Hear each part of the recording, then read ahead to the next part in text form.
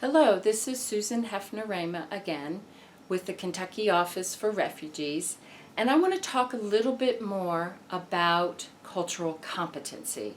What really is cultural competency? What does that mean?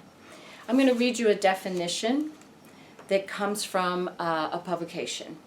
The ability to identify and challenge one's own cultural assumption, one's values and beliefs. It is about developing empathy and connected knowledge, the ability to see the world through another person's eyes, or at least to recognize that other people view the world differently. I talked about culture as a framework that helps us function. It's very important. It's important that people have that framework to view the world. So I'm going to tell you a story. One day I was at the resettlement agency here in Louisville, and all the students were coming in for their English second language classes. And it was very cold and icy out, and there was an older gentleman who came in wearing the most beautiful, fluffy, pink bathrobe. And he came into school cozy and warm and went on to his class. Now, when you might see an older gentleman from an Asian country in a pink, fluffy bathrobe, you might say, that's wrong. But why is it wrong? To us, we see something that is only worn in the house. We know that fluffy polyester thing that has a tie around the middle and you wrap yourself up in is something that you wear in the evening at home after a bath, or, when you're feeling lazy or sick. This gentleman saw a warm wrap that would keep him warm as he was heading out into this cold, frigid weather that he had never had to experience before in his life. So he was feeling rather cold. And this would keep him warm all the way, standing at the bus stop, riding the bus all the way to school to his ESL class. We have lenses that we see the world through that teaches us how to function, what's right and what's wrong, and we need that framework. It's a very important one. Ethnocentrism is that framework. We all have it.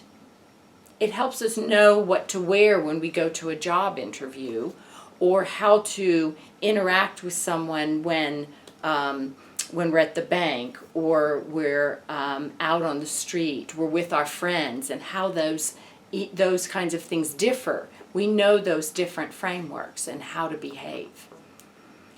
Ethnocentrism is important. It helps us know who our social group is, who will protect us and keep us safe. Are people that are like us and think like us. So cultural competency, according to this article, is the ability to move outside of that, to be able to shift how we understand and accept a person in that is different. So as providers, social workers, caseworkers, mental health workers, medical providers, it's our job in that moment to take our framework and hold it aside for a moment, and then open a channel that allows us to engage with another person.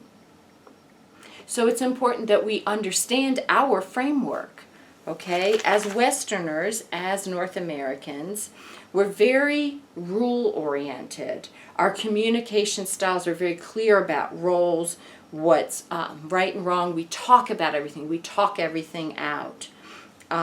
We have very flexible patterns for roles as opposed to some other places. We're very time-oriented. This is right, this is wrong. You don't come late for a job interview. You don't come late to work. You don't come late to a medical appointment. We're very linear in our way of thinking.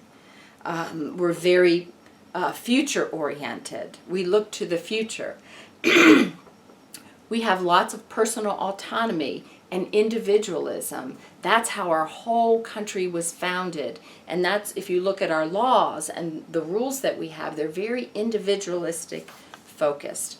We separate mind and body in this culture. We're very problem-solving oriented.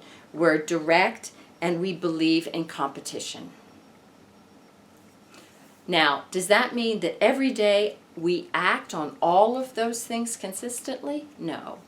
But that is the broader frame of Western North American context that we operate out of. And we all know how to operate in that if you grow up in this culture.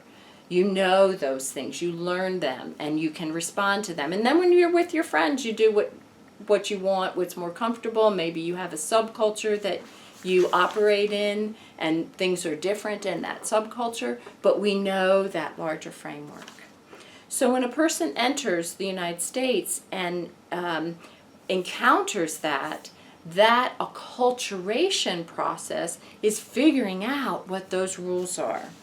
So I'm going to give you some contrasts that we see a lot with refugees. The first one is collectivism. If this act is not good for everyone in the family or everyone in the group, then it doesn't matter how good you think it will be for me. If it's not good for the whole, I won't do it. Collectivism is one of the more common values in our refugee communities. Again, these are very broad strokes, but it's very common outside the United States in many of the cultures of refugees that come here. They're much more past-oriented and are more accepting, look for harmony, and the whole mind, spirit, body is much more integrated than we look at it in Western culture, especially in medicine. As we understand this distinction between mind and body, the distinction of cause and effect. You take a pill, you get better. You drink, you become drunk, you'll have a car accident. Those kinds of cause and effects understandings is not necessarily part of every culture around